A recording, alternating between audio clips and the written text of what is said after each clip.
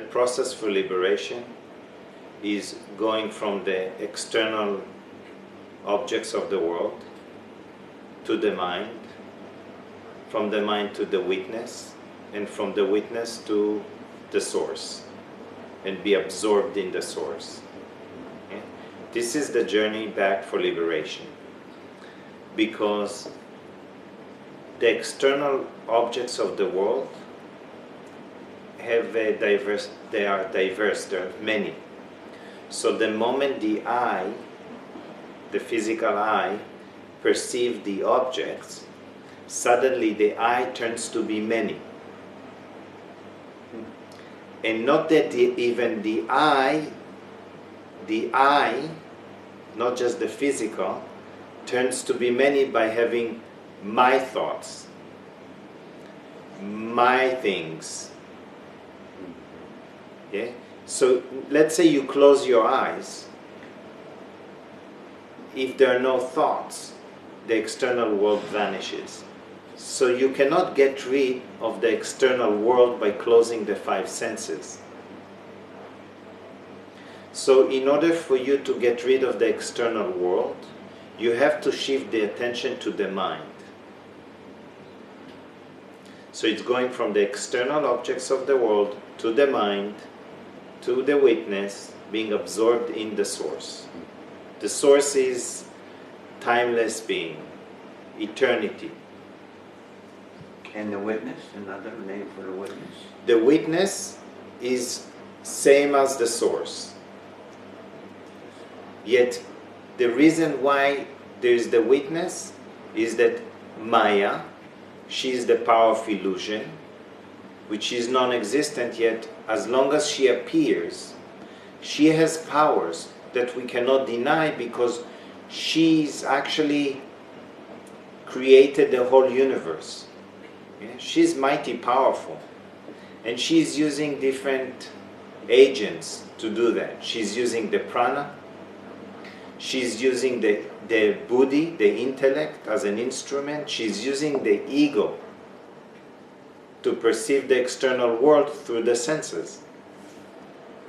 So what happens is that the terminologies with the knowledge enables you to really see and have clarity. So as the mind goes inward and being in the knowledge, this aspect is the buddhi.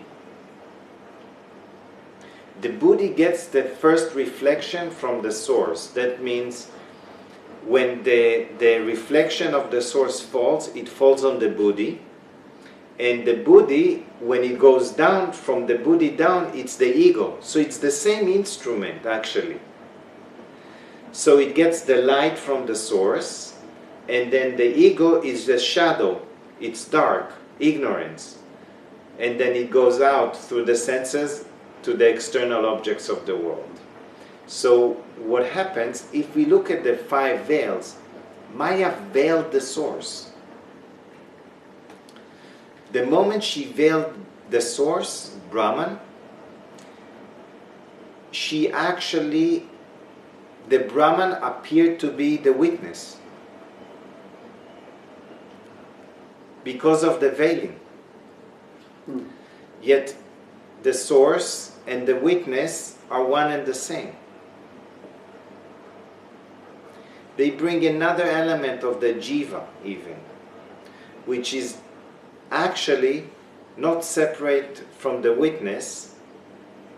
Means the Geva is same as the witness, and the witness is same as Brahman, the source. Yet as long as the Geva identifies as a separate I, then that there is a veiling, ignorance that covers it. So let's make it very simple. Maya covered the source, and she created 5 coverings. The 5 coverings have to be removed. If we open Ramana, we open all the scriptures. When you open the book Who Am I of Ramana, he's going through all the coverings. removing all the coverings. When you remove all of them, what remains? Is the self. Existence, knowledge, Consciousness. bliss, absolute, which is the only reality. So, if we look at the covering from the source, the first covering is the bliss covering. Then it's the knowledge covering, which is the buddhi. Then it's the ego covering, which is the mental. Then it's the prana covering, which is the material. And there's the body covering, which is the material.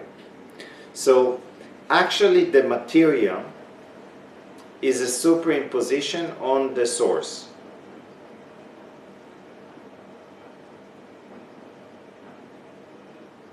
Means when Maya veiled the source, I forgot who I am. Now she superimposed the whole universe. She created the whole universe and superimposed the universe, the external universe, upon Brahman. Now, if we can remove the object, Brahman remains. Except we cannot remove the object. It's impossible. So it's impossible to realize the self by removing the object. Because I cannot remove the body. How would I take the body and how would I get rid of it? Because every form, every object is a superimposition on the source, the Brahman itself. So I cannot remove the object. So that means the journey back for liberation is from the external objects of the universe to the mind. When I'm in the mind and I'm staying in the mind, I actually removed the material world. Means I removed the body and I removed prana in the body. These are the two coverings I already removed. If I can stay in the mind. And what does it mean to stay in the mind? In the mind, we have the buddhi and the ego. The buddhi is the higher mind, knowledge. The ego is the lower mind, ignorance. Yes?